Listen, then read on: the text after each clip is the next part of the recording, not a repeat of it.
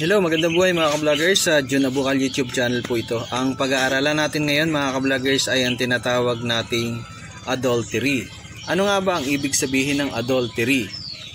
Ito ay yung tinatawag nating pangangalunya.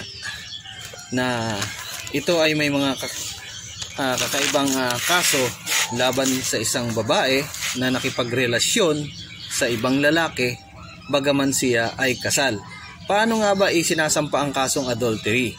Dapat ay meron tayong mga elemento na kailangan sila ay kasal o legally married, na merong kalakip na mga ebidensya laban sa babaeng nagtaksil sa kanyang asawa bagaman siya ay kasal. Ano ba ang kasong adultery mga ka-vloggers? In adultery, this is a prescribed the penalty for the offending wife, her guilty paramour. Ibig sabihin is a prison correctional ito sa medium and maximum periods of imprisonment ranges from 2 years to 4 months or 1 day to 6 years. Yun ang magiging hatol sa isang babaeng kinasuhan ng kanyang asawa ng adultery. Pag tinawag natin concubinage mga ka-vloggers, ito ay magkaiba sa tinatawag nating kasong adultery o concubinage. Kapag tinawag naman natin concubinage, ito yung lalaki na nakipagrelasyon o nakisama sa ibang babae bagaman siya ay kasal. Sino ba ang may karapatang magkaso lamang ng adultery mga ka-vloggers? Ito ay walang iba kundi ang legal na asawa lamang ang maaaring mag-file ng case na adultery. Pursuant to the art of 344 of the Revised Penal Code, only the offended husband can file the criminal case for adultery, nobody else. Wala nang iba pwedeng magsampa kundi ang asawang legal na lalaki lamang.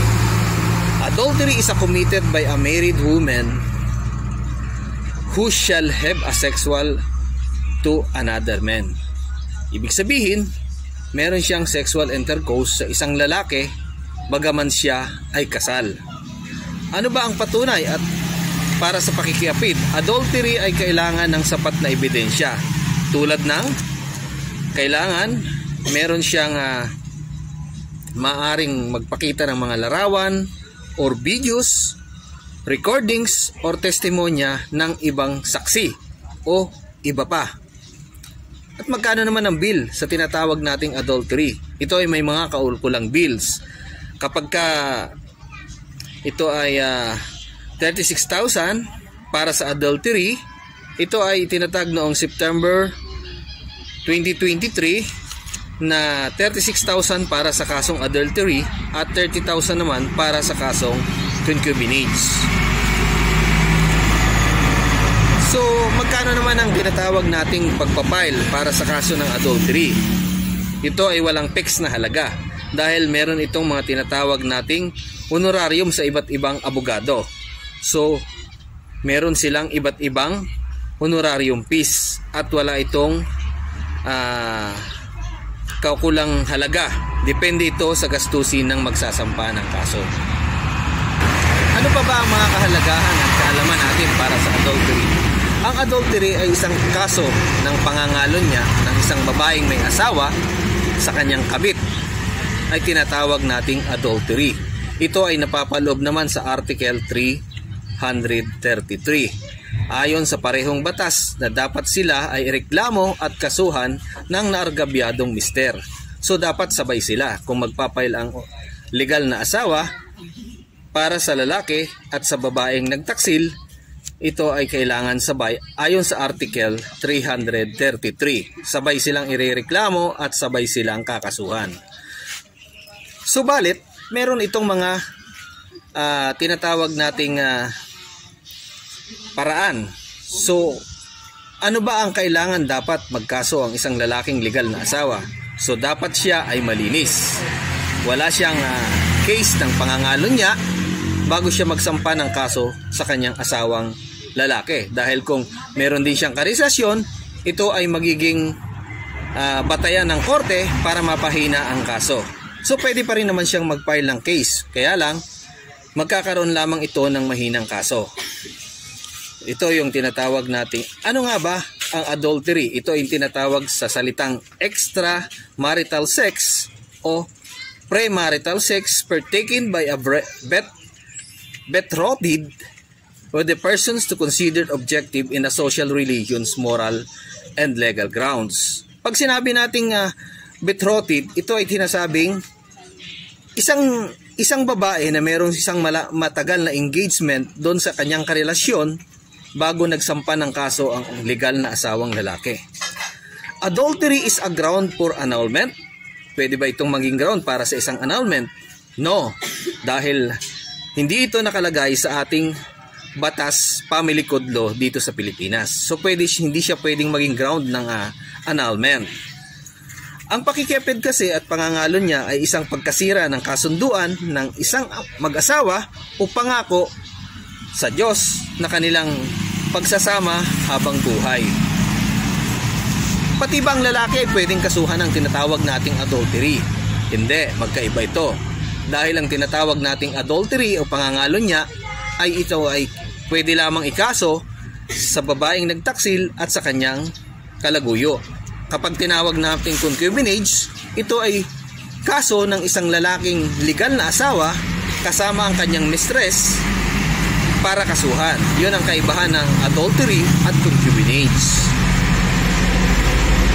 Pati ba ang lalaking kalaguyo, misis, ay pwede rin kasuhan na sinasabi nating adultery? Oo, pwede silang kasuhan ng sabay. Dahil ang adultery is a voluntary sexual intercourse between a married woman to another man. Yon ang magiging cause ng tinatawag nating adultery. Pwede bang humingi ng moral damage ang asawang lalaki na biktima ng adultery? Pwede. Ang moral damage na pwedeng hangin ng isang lalaki na biktima ng adultery ay sa halagang 75,000 at ito ay sa tinatawag nating moral damages at 30,000 naman sa tinatawag nating exemplary damages. So, sa lalaki naman, yung tinatawag nating concubinage, ito yung pakikipag-live-in ng isang lalaki o ibinabahay niya yung kanyang mistress. So, pwede siyang mahatulan ng concubinage. Yun yung tinatawag nating concubinage laban sa lalaking kasal na nakikipagrelasyon sa ibang babae o tinatawag nating mistress. Ang concubinage is a cohabitation of a person not legally married. Sa ibang salita, yung tinatawag nating cohabitation, ito yung state of living together and having a sexual relationship without being married. Sa madaling salita, ito yung pakikipag-intercourse ng lalaki sa kanyang mistress, bagaman hindi siya kasal at legal siyang kasal sa kanyang tunay na asawa. So, ayon nga sa aking sinasabi mga ka-vloggers, bago ka magsampa ng tinatawag nating adultery, dapat ikaw ay malinis. Dapat legal kang kasal o wala kayong tinatawag na agreement. Minsan kasi nangyayari mga ka-vloggers sa mga kasawa, lalong-lalo na kapag yung babae ay gumagawa at walang kaalam-alam yung lalaki, gumagawa siya ng paraan para magkaroon siya ng pagkakataon na hiwalayan ng kanyang asawa. Minsan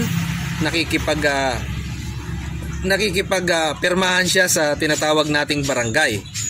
So hindi alam ng lalaki na biktima na legal na asawa na ang kanyang asawa ay may kinakasamang ibang lalaki, kaya ang gagawin niya, kunyari makikipaghiwalay siya at wala na siyang gana, makikipagpirmahan siya sa barangay nang sa ganon, kung sakali mang siya isampahan ng kaso ng kanyang legal na asawa, ito ay magiging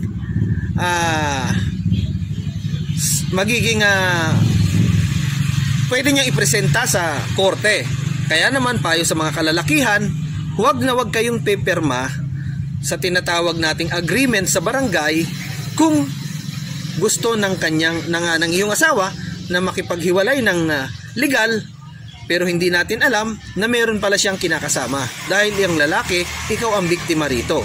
Paragi niyong tatandaan, huwag kayong pipirma sa legalidad na agreement dahil magiging isa niya itong evidences para pahumina ang kaso laban sa korte. pwede ba na maging ebidensya ang text messages o yung tinatawag nating chat dahil sa panahon ngayon ay update na o nangunguna na ang tinatawag nating ang ating internet. So pwede itong maging gamitin, pwede itong maging evidences sa iyong pagpapile ng kaso. Pwede mong screenshot, itago mo ang mga messages na ito, then kumuha ka ng ebidensya. Yung sinasabi ko na picture, bagaman hindi mo siya nahuli na magkasama sila o magkapatong. Pero napicturean mo sila na nanggaling sila doon sa hotel, na lumabas sila, pwede mo itong maging ebidensya. Pwede rin magkaroon ng investigation o videos o yung mga picture o recording na maaaring mo magamit sa iyong pagsasampa ng kaso.